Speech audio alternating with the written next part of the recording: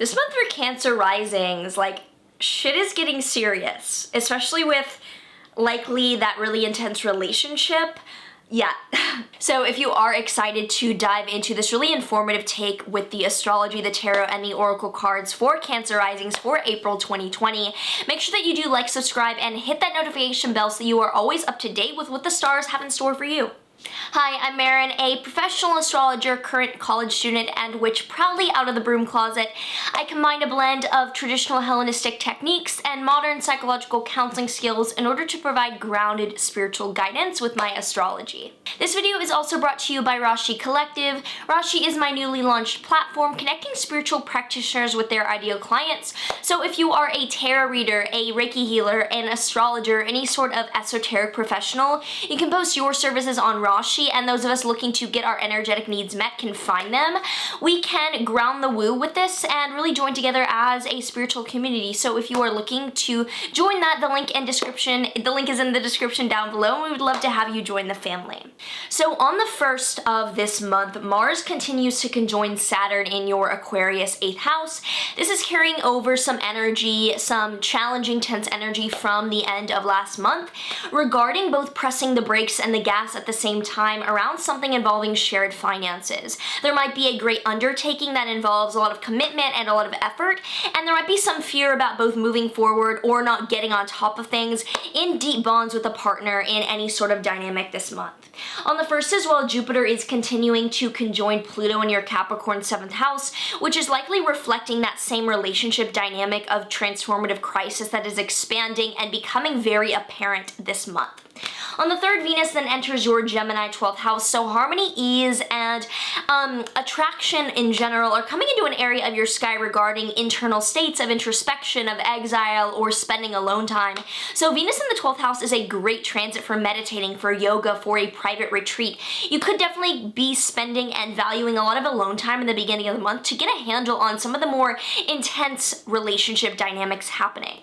On the 4th, or on the 3rd as well, Mercury will conjoin Neptune in Pisces in your 9th house, which is a really beautiful aspect of artistic or non-linear, non-verbal information coming through in cross-cultural matters, foreign affairs, long-distance travel. Some information that could be really welcome is coming through that area of higher aspirational goals in your life.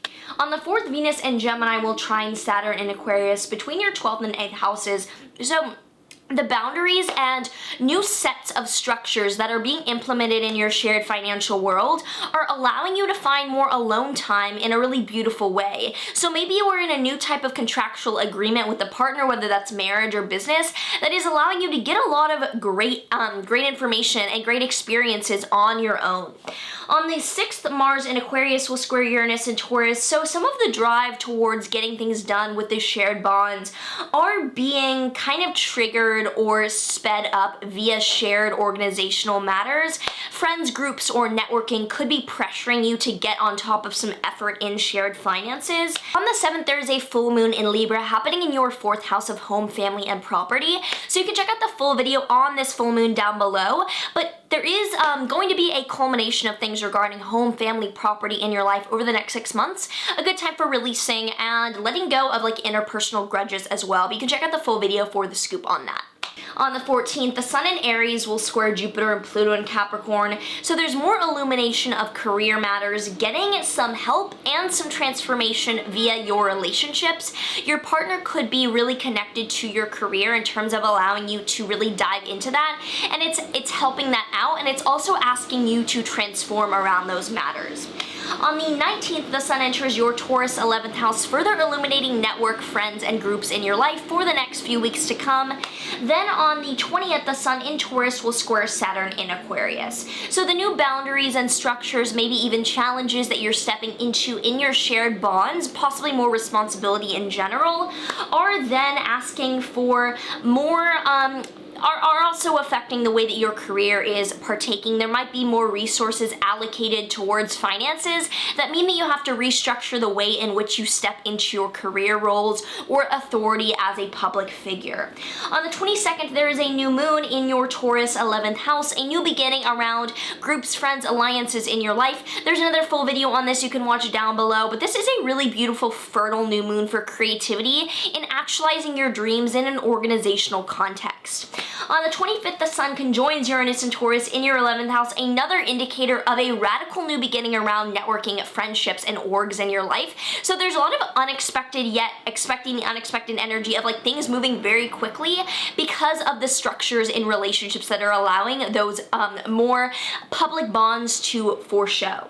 On the 25th, Mercury in Aries will square Jupiter and Pluto in Capricorn between your 10th and 7th houses. So some of the expansion and crisis, really like big, large-scale drama for better or for worse, is asking you to communicate more directly in your career public image. Like you're really having to be direct about everything going on in your relationship world and how it's affecting your career.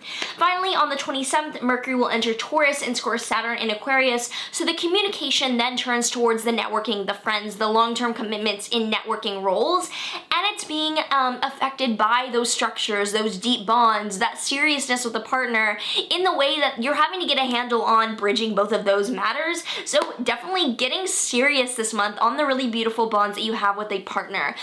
So let me know down below how the astrology feels for you, what stories you might have coming up or thoughts you have around this month. I would love to know and hear your story in the comments below. So let's pull a tarot card to see how this is coming up for Cancer risings for April 2020. So this makes total sense. We have the Five of Cups. The Five of Cups is actually called the Lord of Disappointment because it's about the consequences of getting what you want and seeing what happens when you actually receive abundance. So I think this really beautiful solidification of a relationship is showing you what that means in a practical context of how to renegotiate just your energy and time. Next, let's pull a Work Your Light Oracle deck card for some guidance for Cancer risings. We have Awakening, Energetic Upgrades, a New Way of Being, Integration.